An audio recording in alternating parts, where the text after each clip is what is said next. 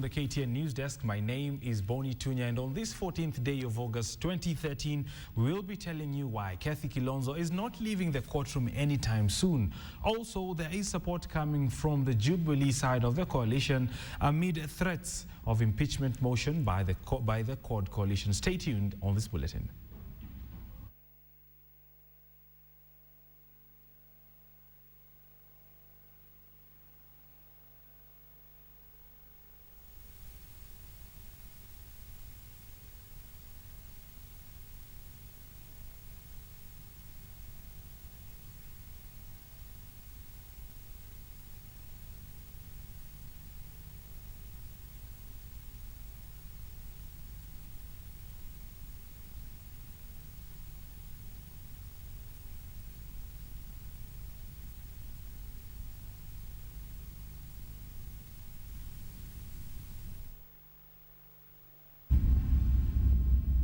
Leaders allied to the Jubilee coalition have come out to defend President Uhuru Kenyatta's government amid talk of a pending impeachment motion by some legislatures allied to the main opposition coalition. Kiambu Senator Kimani Wamatangi and Kiambu Governor William Kabogo have dismissed such talk, urging Kenyans to support the Jubilee administration. Hakuna ruhusa na hakuna wakati wowote ambapo watu wanaweza kuruhusiwa kuwa wanatembea ndani ya Jamhuri ya Kenya na kudanganya wananchi na kupotosha wananchi ya kwamba hii serikali yako haijasimama kabisa kwa nguvu za kikatiba, na pia kujaribu kudanganya ya kwamba serikali inaweza kutishwa ama kuondolewa. Kwa hiyo wanasema miaka miwili. Mtukufu Rais, mimi nataka kusema wazi kinaga ubaga mchana ya kwamba sheria ya Kenya inavunjwa. Kuna jamaa kazi yake ni kulalamika, nusu mikate sijui nusu mikeka na mambo mengi. Juzi jamaa anasema sijui referendum sijui ya kuleta parliamentary system of government. Alikuwa wapi 2005 na juzi 2010 tukipitisha katiba? The Commission on Revenue Allocation is warning county governments that they risk being taken over by the national government over financial indiscipline. Commission Chairman Michael Cheserem says the law provides for the national government to step in if the counties do not engage in good fiscal management. Cheserem was speaking when the Commission signed an agreement with the Financial and Fiscal Commission of South Africa. The FFC, which has been in existence for over 20 years, has a wealth of knowledge on fiscal decentralization and devolution. Under the agreement, the two commissions will share knowledge on devolution, intergovernmental fiscal relations, and human capital development.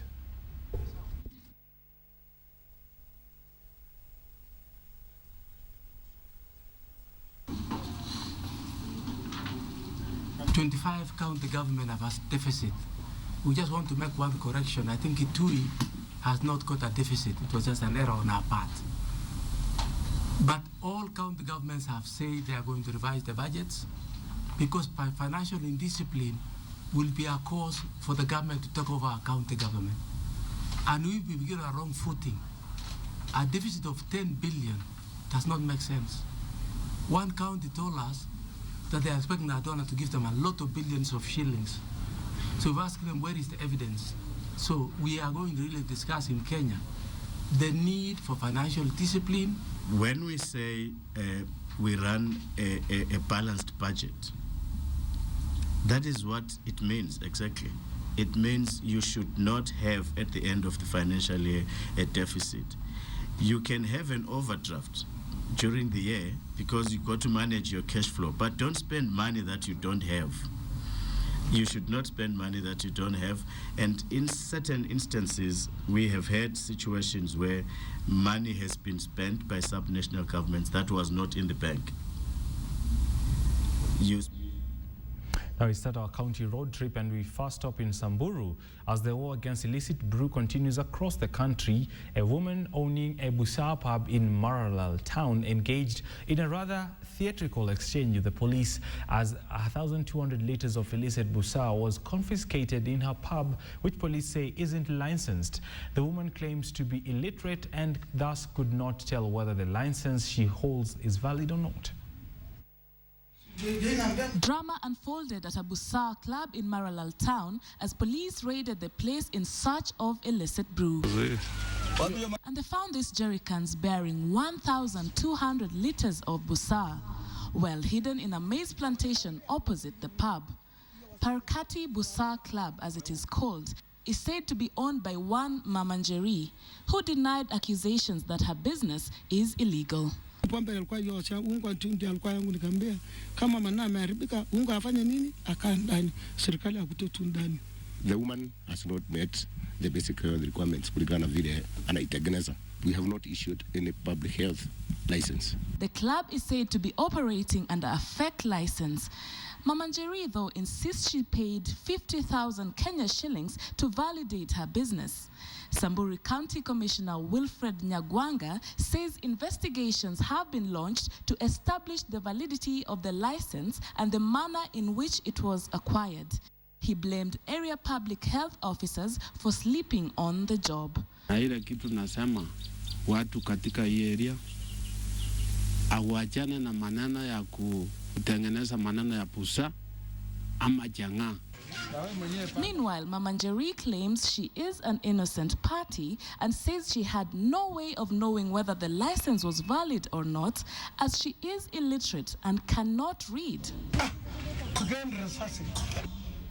Sharon Momanyi, KTN Newsdesk. Also, the aid agency MSF, in short, is threatening to pull out of Somalia. This is not the first time that such a threat has been made. In early 2011, there was talk of MSF pulling out of suspending its operations in the Horn of Africa. In the same year, 2 female Spanish aid workers were abducted and later on freed in mid-2013. MSF has over 1,300 workers in Somalia working on the ground and has been continuously present in the country since 1991. The medical projects in several areas, including the Banadir, Bay, Galgadad and the Lower Juba. MSF is an independent organization and as such takes no sides in conflict and provides medical treatment to all regardless of their stand and the conflict. All funds used in the projects come from private donors.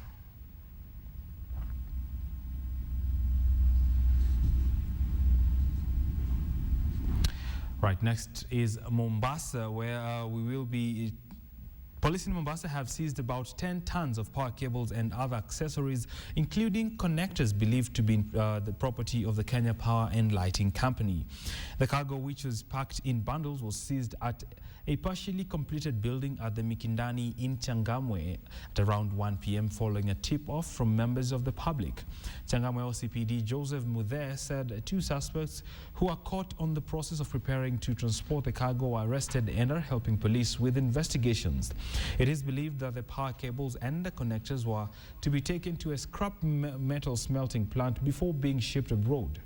The Kenya Power Company has in the past complained about frequent vandalism of their cables, transformers and other materials, resulting in power outages and the loss of millions of shillings. The demand for scrap metal in the country and other parts of the world, particularly China, has led to the vandalism and rather the growth of vandalism and local infrastructure and unscrupulous businesses.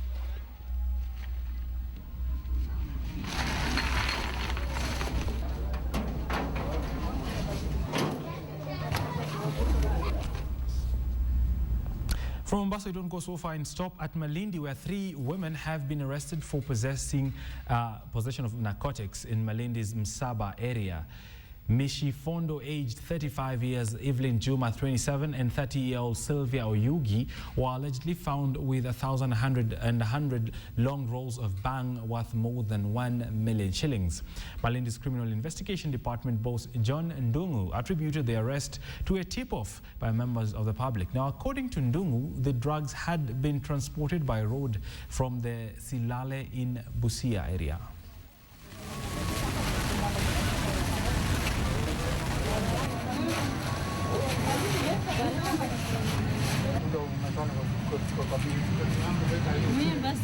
kuangalia kabisa, nataka hiyo sura hiyo.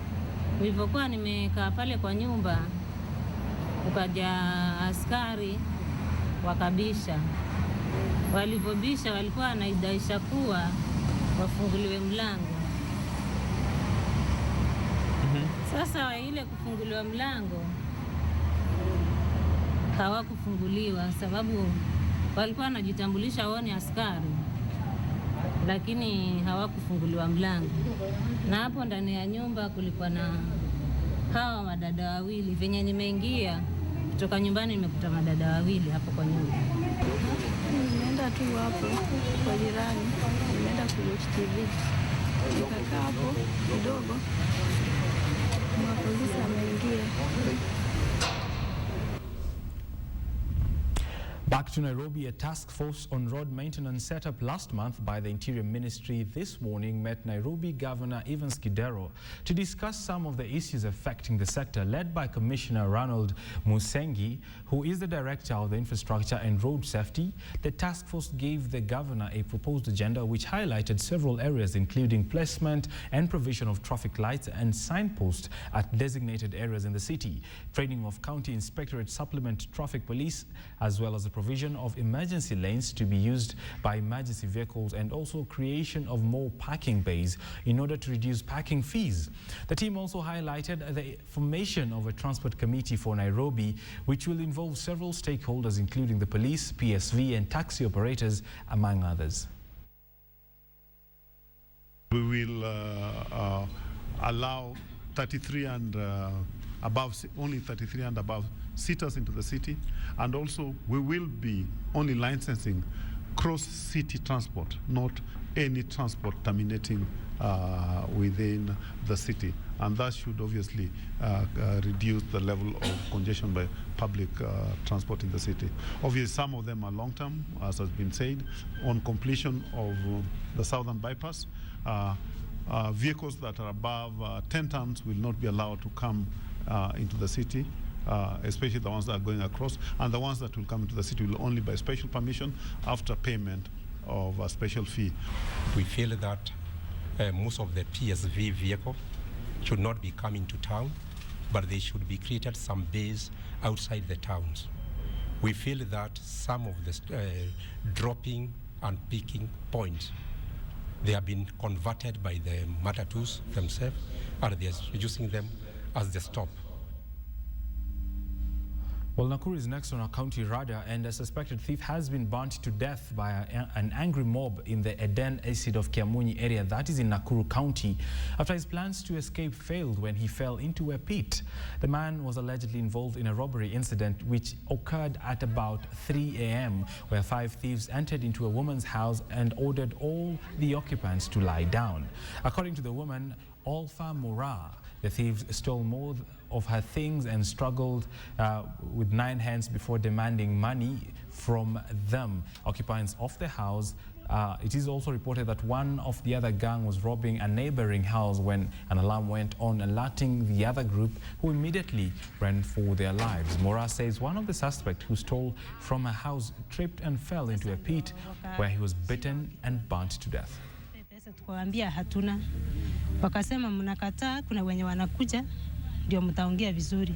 Kidogo tu mwingine akaingia, alikuwa mnene, yeye mkubwa kidogo, akatuambia leta pesa, tukamwambia hatuna pesa, akatuambia tokeni hapa, akanichapa silaha, akaniambia leta pesa mama, nakuwa kichwa, nikamwambia sina pesa, pesa hao wamechukua yote yenye ilikuwa, na simu nikamwambia wako nayo. Gari ndogo ya kuwapepa na pickup ya kubeba ile vitu wenye wanaiba, wanakuja ni beat. Na tunahimiza wananchi wakishika mwizi yeyote, any suspect, wasichukue sheria mikononi, wa hand over kwa polisi aweze stakiwa kulingana na mujibu wa sheria. Motorcycle and taxi riders in Kisumu City apprehended and roughed up a policeman suspected to have orchestrated two hit-and-run accidents near the city's Kikomi area. Now, the officer was injured in the ensuing melee after his truck stalled on the wrong side of the road at the junction of Achieng Oneko's Highway and Oginga Odinga Street. Now, he tried to escape. Police chiefs in Kisumu have not commented on the issue that roused the Kisumu streets.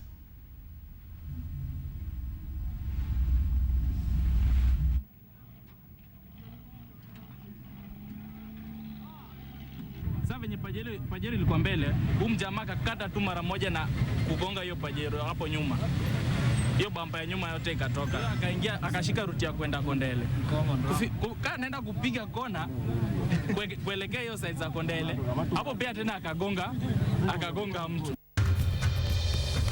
Welcome back. You're on the news desk, and members of the steering committee on the March 4th movement, led by activist Okia Okoiti Omtata, have denied claims that they are being sponsored by a political party or foreign governments to destabilize the country. The members says the movement aims to amend the constitution through popular initiative so that a president is elected on a collegiate system through the 47 counties. The members argue the current system of electing a president has been reduced to an acrimonious census of tribal numbers and is prone to electoral fraud and marginalizes the sparsely populated regions and ethnic groups in this country. It's not about putting anybody in power. So the question that we want to gain power or not is not that. It's about building institutions. We are past the point where we're looking for good men to occupy power because good men have let us down. M4M is not backed by any political organization, although it had its founding in the No campaign, in terms of the real source of this thing, where this issue of the form of election was cut. Currently, the president of the country is elected by aggregating the national vote at the national level. And that's where all these problems you see of rigging or manipulation of the election happens.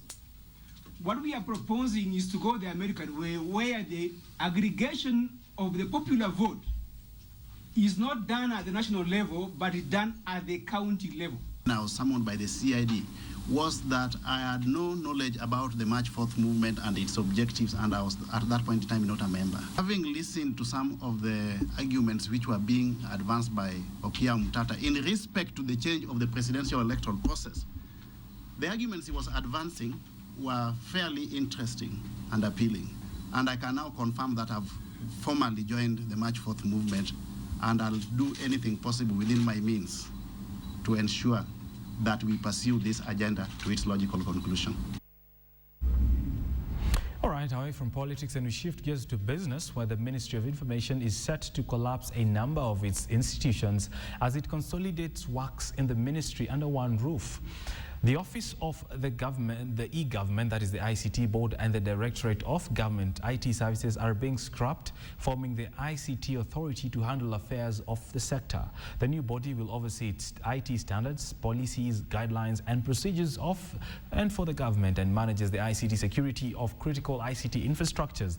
This has in the past faced many challenges with overlapping mandates and making IT difficult to effectively run and govern the sector. The notice to formally establish the ICT Authority was signed by President Uhuru Kenyatta, whose Jubilee government has been keen on using it to transform the economy. Now, the authority's role will involve conceptualizing, developing, implementing, and managing government with IT infrastructure and implications and the applications and systems involved. Right. Kenya Farm, that is Kenya is bracing itself to compensate some insurers of a fire at the Jomo Kenyatta International Airport. Now, the company says it is ready to pay insurance firms for the fire damage that gutted East Africa's biggest and busiest airport last Wednesday, but did not quantify by how much that would hurt the future profits. Now, the Wednesday fire gutted airport's arrival building, the continent's fourth busiest airport, to close temporarily, causing delays and generating cost for the airlines. Now, the announcement comes as the company announced a 13% rise in its pre-tax profit, which stood at just about 1.6 billion shillings. During the period, gross premiums grew to 20% to 4 billion shillings, while investment income grew by 1.2 billion shillings. Now, the Kenya Re is set to open up its West African office later in the year as part of its expansion strategy. We are shifting gears again and now to sport, where defending world men's 15,000 meters champion Asbel led compatriots Silas Kiplagat, Bethel Birgen and Nixon Chepseba to qualify for the finals. Kiprop convincingly won his heat in 3 minutes, that is 38 seconds, while Kiplagat won the heat 2, while the other two advanced in heat 3. Earlier on, 2 women, Nancy Cherono and Viola Kibiwat, qualified for the 5,000 finals. Well, it is in Moscow that you wind up this bulletin, but remember, all the stories that you see on the news desk can be read on the official website. That is the #1 website in the country, www.standardmedia.co.ke. Before we go, did you know the brain is much more active at night than during the day? Maybe a change of careers would do. My name is Bonny Tunya. Good afternoon.